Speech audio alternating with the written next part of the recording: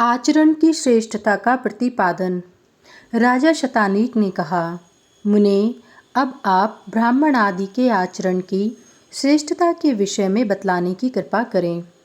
सुमंतु मुनि बोले, राजन, मैं अत्यंत संक्षेप में इस विषय को बताता हूँ, उसे आप सुने।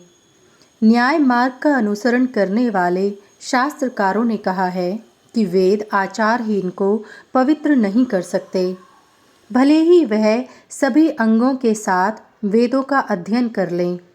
वेद पढ़ना तो ब्राह्मण का शिल्प मात्र है, किंतु ब्राह्मण का मुख्य लक्षण तो सदाचरण ही बतलाया गया है। चारों वेदों का अध्ययन करने पर भी यदि वह आचरण से हीन है तो उसका अध्ययन वैसे ही निष्फल हो जाता है, जिस प्रकार नपुंसक के लिए स्त्री रत्न निष्फल होता है। जिनके संस्कार उत्तम होते हैं वे भी दुराचरण कर पतित हो जाते हैं और नरक में पड़ते हैं, तथा संस्कारहीन भी उत्तम आचरण से अच्छे कहलाते हैं एवं स्वर्ग प्राप्त करते हैं। मन में दुष्टता भरी रहे, बाहर से सब संस्कार हुए हों, ऐसे वैदिक संस्कारों से संस्कृत कतिपय पुरुष आचरण में शूद्रों से भी अधिक मलिन हो जाते हैं।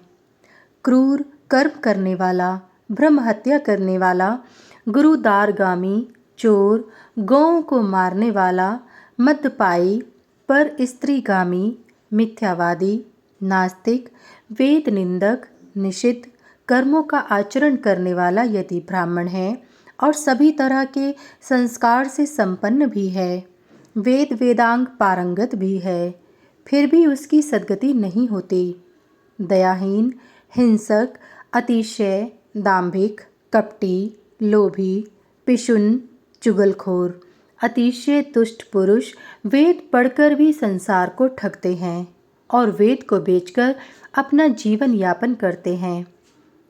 अनेक प्रकार के छल छेद्र से प्रजा की हिंसा कर केवल अपना सांसारिक सुख सिद्ध करते हैं।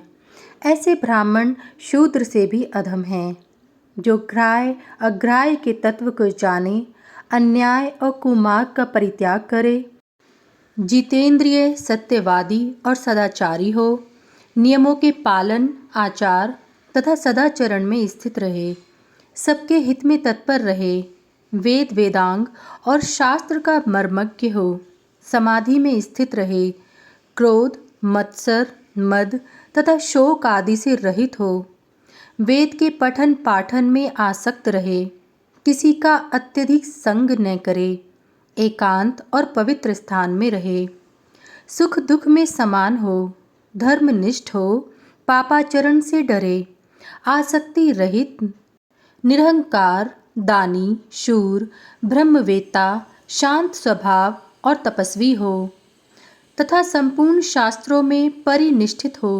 इन गुणों से युक्त पुरुष ब्राह्मण होते हैं। ब्रह्म के भक्त होने से ब्राह्मण, शत से रक्षा करने के कारण क्षत्रिय, वार्ता, कृषि विद्या आदि का सेवन करने से वैश्य और शब्द श्रवण मात्र से जो द्रुत गति हो जाए वे शूद्र कहलाते हैं।